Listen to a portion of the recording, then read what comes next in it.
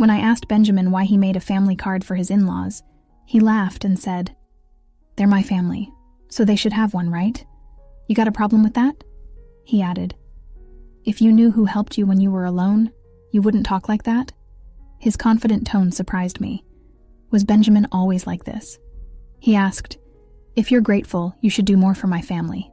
Then you'll be part of it. Until then, you're like you're on trial." I had never heard of a trial in marriage before. Benjamin explained, and I was silent. "It means you're not fully part of the family yet. If you don't like it, you can leave any time. For now, our family is just the 6 of us." I was shocked, so I canceled our shared credit cards and immediately moved out. "Hi, I'm Elizabeth, and I'm 30 years old. I draw pictures for a living, working from home as a freelancer. Before that, I designed stuff for a big ad company, but I started doing my own thing about 5 years ago. When I got married, my folks passed away in a crash when I was little, so my grandparents raised me. But I moved back to my parents' old place in the city center for college, and I've been there ever since. I met my hubby Benjamin at this Italian joint where he worked. It was a cozy spot with good food at decent prices, so me and my work buddies went there a lot. Benjamin, the charming waiter, caught everyone's eye, including mine. He was quite the looker. The manager even joked that some folks came just to see him, and I got why. Can't deny I was a bit of a fan myself. He had this cool vibe that stood out. We grew closer pretty fast, and before we knew it, folks were calling us a couple. Surprisingly, we ended up tying the knot. I don't remember much from that time. It's like I was in a bit of a fog. The next thing I knew, I was married to Benjamin, my husband. But I did love him, and I was genuinely happy about getting married. I left my job at the design company on good terms and started freelancing. Benjamin stuck with his gig at the Italian joint, working odd hours, sometimes late into the night. It got tough to juggle work, so I decided to go solo, something I'd always wanted to do. "That sounds smart, Elizabeth. It'll be easier for you, and it's great to keep doing what you love." Benjamin backed me up, and that's how we kicked off our married life. We weren't into big, flashy stuff, so we skipped the whole wedding hoopla and just signed the papers. Our families met briefly, and that was that. Benjamin went to work, and I held down the fort at home, managing chores and freelancing. Our schedules were all over the place, but we made it a point to have meals together whenever we could. It was simple, but it made us happy. I thought, yep, marriage is pretty sweet. About a year into our marriage, things took a turn for the worse. "My family wants to visit. Is that cool?" Benjamin asked one day. "Sure," I replied. I was looking forward to it. I'd only had a brief encounter with Benjamin's family before, so I figured this would be a good chance to bond with them. Having lost my parents early on, I always admired Benjamin's big family. But when they arrived, 5 of them, I was left stunned. "Hey, which room's mine?" his sister blurted out as soon as they stepped in. She's 35, 3 years older than both Benjamin and me, and works at a local store. Her abruptness caught me off guard. She seemed so different from the polite person I'd met before. Benjamin's 22-year-old sister was there too, but she stayed quiet, barely saying a word, just like when we first met. Following Benjamin's sister's hurried lead, I showed them to the guest room and Benjamin's parents to my parents' old room, the only one in Japanese style. I thought it'd suit them best. Once they settled into their rooms, Benjamin's sister declared, "Well, since we're all under the same roof now, you better start treating our family right." I was puzzled by her words, but when I turned to Benjamin for clarification, he simply chuckled in a way I'd never heard before. "Turns out they gave up their place and moved in here without telling me," he explained. "Sorry, our family home had to be vacated suddenly, and they had nowhere else to go." I wished he'd informed me earlier. I had assumed it was just for a day or two, not that Benjamin's family would move in. From the moment they moved in, Benjamin's family didn't hold back. All 4 of them expected me to handle everything while they did nothing, saying whatever they pleased. They made no effort to find jobs or a place of their own. When I asked about their employment, I got yet another surprise. "Oh, I quit that awful job at the supermarket," his sister confessed. She was working, but it turned out to be just a part-time gig. I'd assumed she had a full-time job given her age, but she admitted she hadn't held a steady job since high school. Benjamin's parents also had part-time jobs they gave up before moving in, and his other sister, well, was unemployed. She claimed to be a student, but that wasn't true. Why should I work when I'm part of a well-off family now? She reasoned. When I asked who she was referring to, I received another startling response. You received a hefty settlement and insurance payout after your parents' accident, and you don't even have a mortgage on this place. You can live comfortably without having to work, Benjamin's sister remarked, chuckling. I voiced my concerns to Benjamin when he returned home, but he erupted in a manner I'd never witnessed before. Everyone's exhausted from being suddenly uprooted. Give them some time to recuperate, or do you want to kick out my family, Elizabeth? I was stunned into silence. Then abruptly, Benjamin softened his tone. I'm sorry for yelling. It's been a tough day for me too. Can you please try to be a bit more understanding?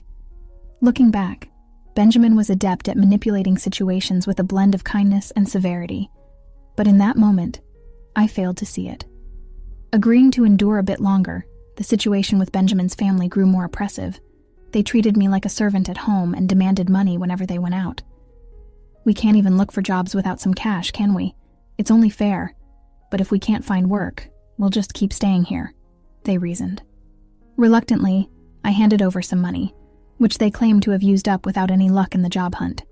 I suspected they never even bothered to search, but pointing that out would only lead to accusations without proof, and then Benjamin's entire family would lay blame on me for hours. Sharing my concerns with Benjamin didn't solve anything. Sorry, just bear with it a little longer. I'll talk with them, Benjamin would say, attempting to smooth things over.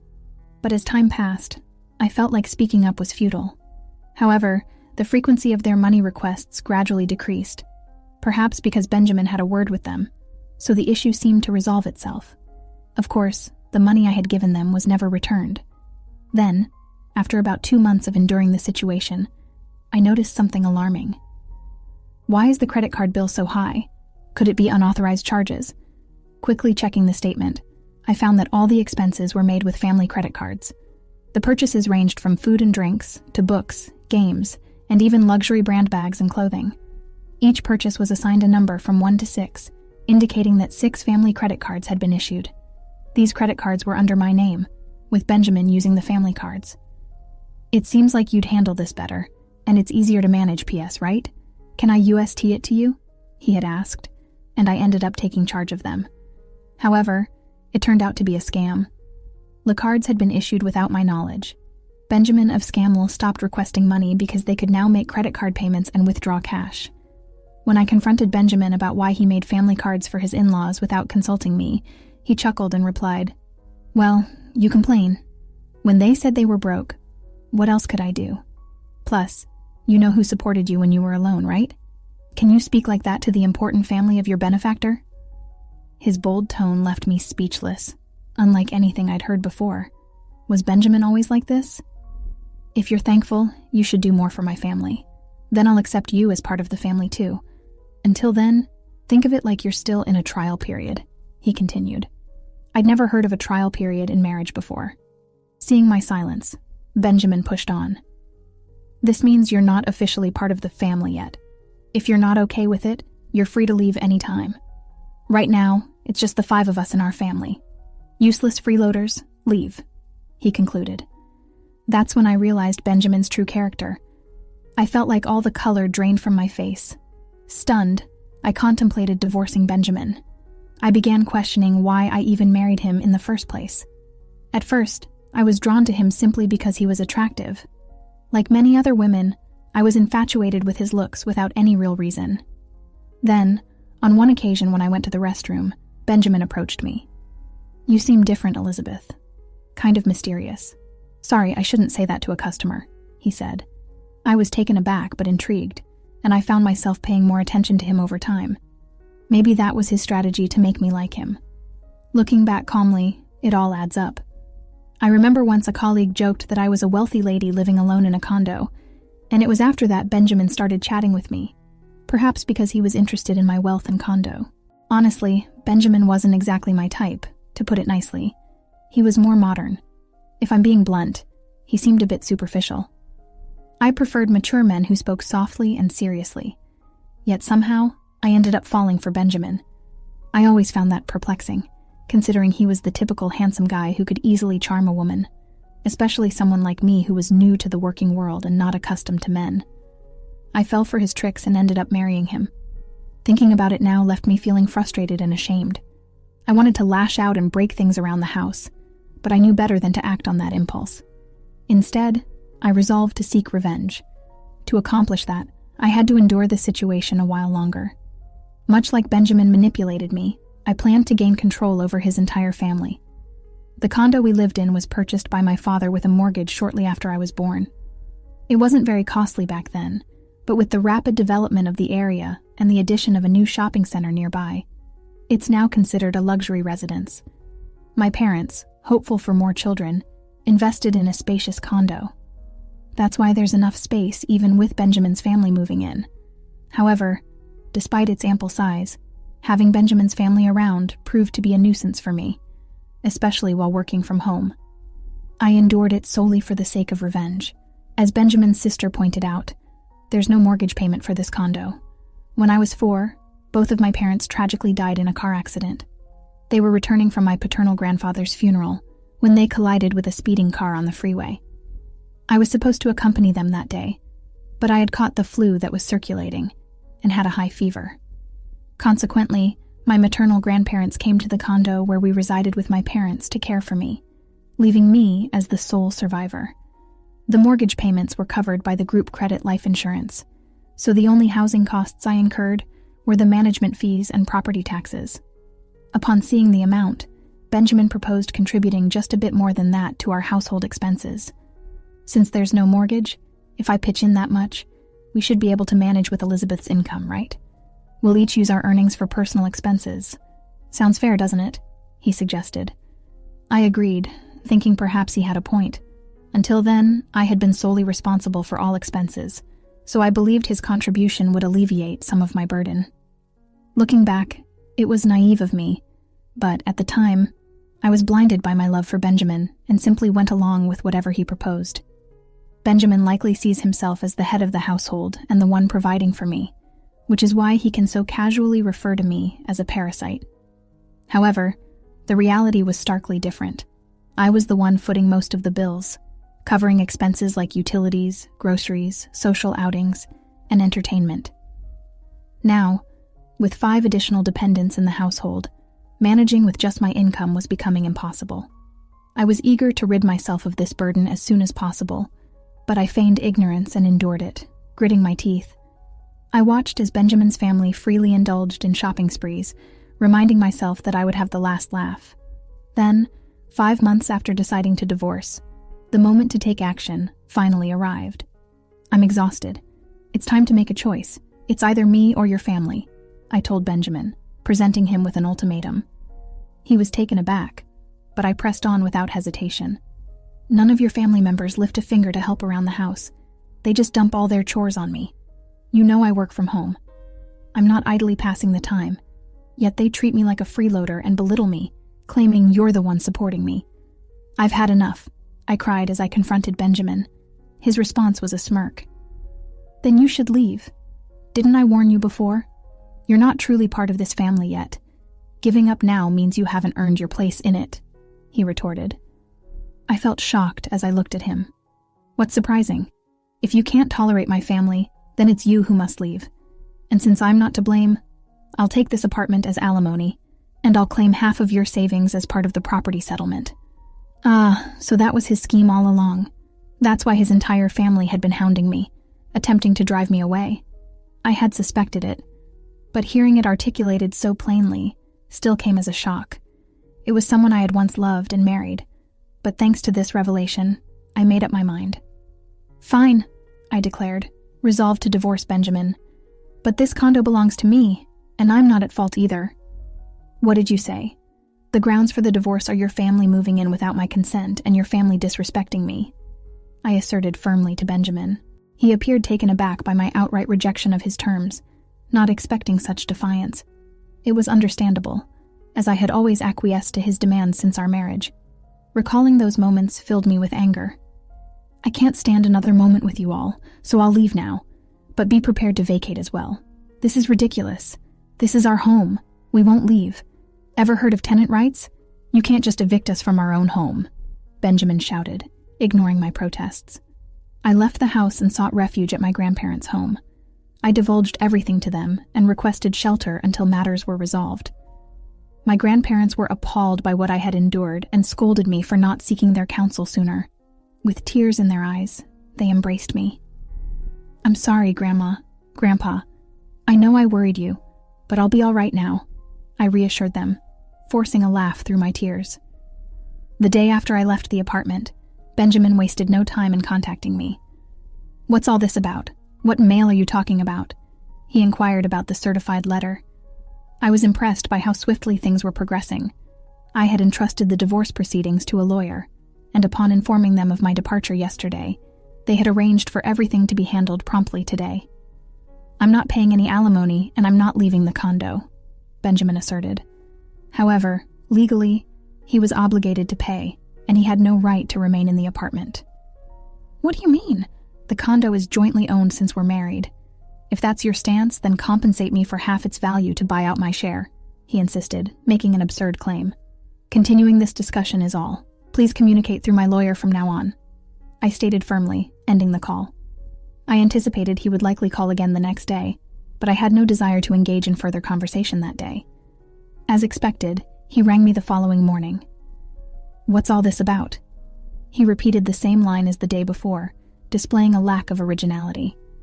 "What mail are you referring to? Are the cards not working? What did you do?" "What I did was cancel it. That card belonged to me, and you were merely an authorized user on the family card. Remember?" Indeed, before leaving the house, I had transferred all the accounts linked to that card to another one and terminated it. Naturally, the family cards would cease to function when I canceled mine. "I was the one covering the expenses," I explained. "Yes, you covered the management fees and property taxes for the first 4 months only. It's not substantial, but I can deduct that from the alimony if you prefer," I mocked him. I heard some muffled shouting from the other end of the line. That's right, Benjamin had only paid the agreed amount for just 4 months. He had concocted various excuses about work and other matters, always finding a pretext to postpone payment. Then, he abruptly ceased all payments. If he forgot and assumed he was still paying, that's quite a lapse in memory. But I didn't concern myself with it anymore, as I'm severing ties with his memory holds no significance to me. That's the situation, so please reimburse your share of the living expenses I've been covering. I meticulously documented our household expenditures, which I'll utilize as evidence to equitably divide our savings. "It's marital property," he insisted. "Yes, understood. Let's divide it accordingly," I acquiesced. He concluded the call with a reminder not to overlook it. A few days later, he called again with the same inquiry. I realized they were not only deficient in memory, but also in vocabulary. "What do you mean by the division of shared property? Why is it 0? You must be swimming in cash from your parents' insurance and alimony," he alleged. Ah, so that's what they assumed. I patiently clarified that my pre-marriage savings were not part of the shared property, and since we had accumulated no savings during our marriage, it naturally amounted to 0. Don't accuse me of deceit. If you doubt my honesty, why not seek advice? Henceforth, kindly communicate through my attorney. I won't engage in direct communication with you any longer. Farewell, I declared, then terminated the call and blocked Benjamin's number.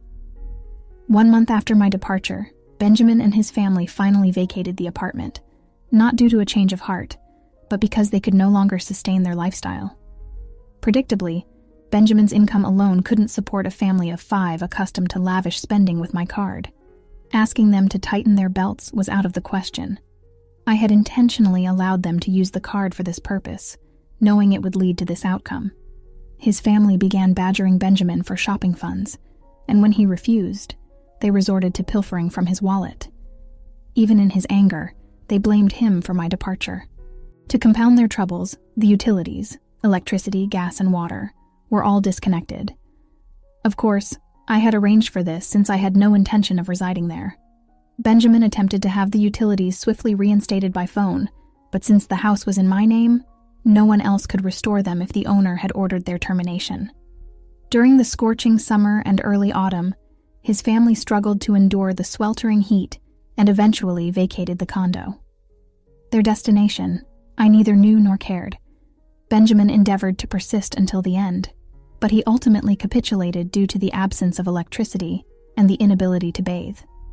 The divorce proceedings progressed more rapidly than anticipated, not because Benjamin had a change of heart, but because of his blunders. He betrayed our marriage by pursuing someone else, perhaps assuming he could swiftly remove me from the picture. He boasted about owning a luxurious downtown apartment, using it as bait to attract younger women. Astonishingly, he engaged in such behavior with his family present, but it wasn't out of character for him, so they turned a blind eye. Before departing, I had discreetly installed cameras throughout the house, capturing all the evidence. Perhaps he underestimated me, but his disrespect was undeniable. He brought his family into my home without consent, racked up expenses on a family card, and left me with a bill, owing me and engaged in infidelity. I demanded significant compensation and alimony for these transgressions. When Benjamin saw the amount, he visibly paled and begged desperately for reconciliation. However, I harbored no such intentions.